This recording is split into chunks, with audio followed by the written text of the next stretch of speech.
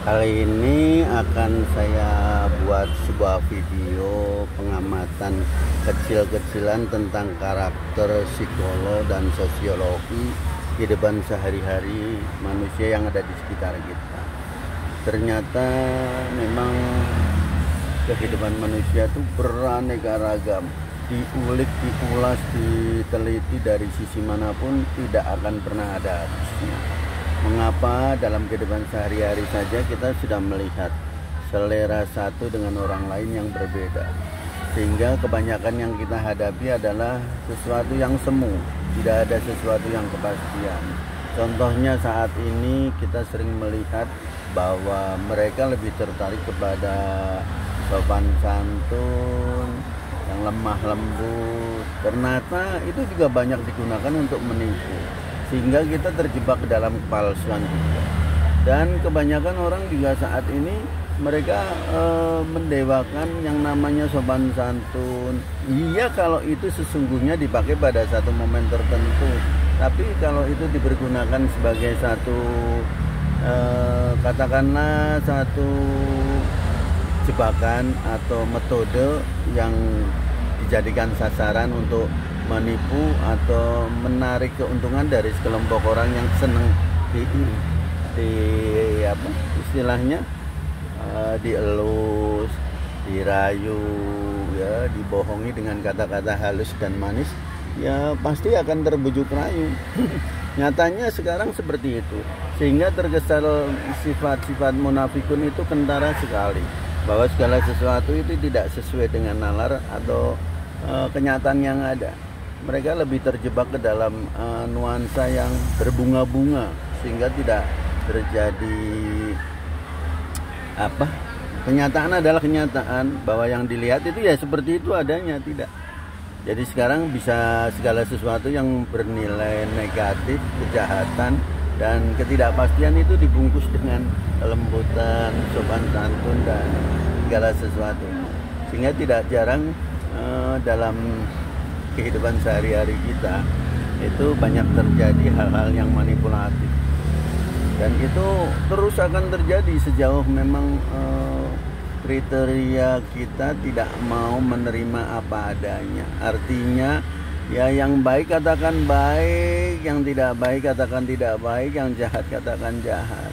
Jangan ditutupi dengan muatan apapun, apalagi di era sekarang ini politik sangat banyak berbicara dalam dunia kehidupan manusia, sehingga apabila satu momen, satu masalah, satu keadaan sudah ditunggangi dengan unsur politik praktis, pasti semuanya akan berubah.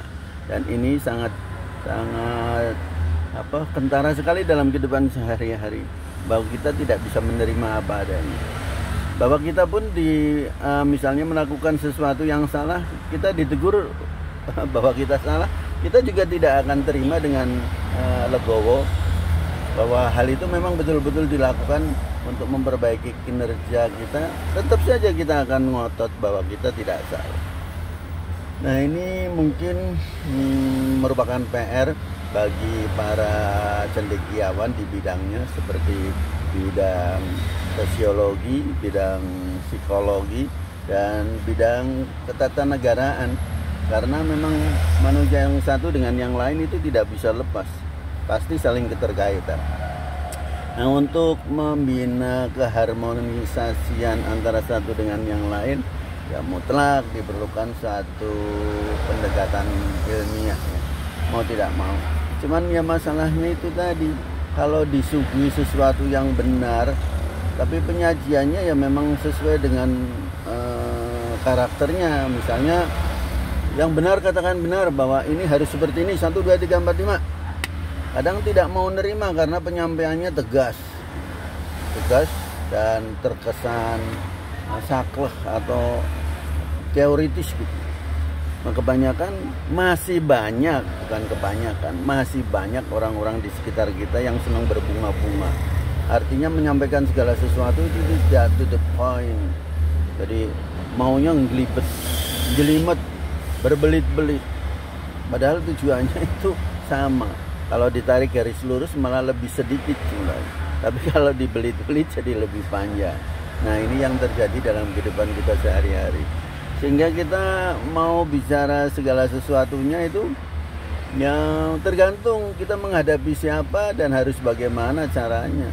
Sebab mungkin bagi seseorang cocok tapi bagi orang lain tidak cocok. Padahal hasilnya bisa kebalikannya. Contohnya buat si A, dia senang tegas, pasti, sudah, jangan banyak ngomong, yang penting seperti ini beres ya. Hasilnya bagus. Tapi buat orang lain yang ada sedikit rasa ya berbelit-belit, ya tentu saja mereka itu tidak mau menerima apa adanya. Itu nggak bisa disampaikan dengan cara yang tegas seperti itu. Ya maunya lemah lembut, dibohongi mau malah. Kadang-kadang dibohongi mau dengan bahasa dan tutur kata yang lemah lembut itu. Nah, ini parahnya seperti ini, sehingga ini berjalan terus menerus dari waktu ke waktu, dari satu kurun waktu ke kurun waktu berikutnya, dari satu generasi ke generasi berikutnya. Dan ini ya keadaannya memang seperti ini. Artinya masih banyak personal atau orang-orang di sekitar kita yang tidak bisa menerima amar ma'ruf nahi mungkar. Artinya yang benar katakan benar. Udah dengan cara apapun, pokoknya kalau benar ya benar, kalau salah ya salah. Mau dipakai dengan ilmu apapun, kalau memang salah ya ujung-ujungnya salah.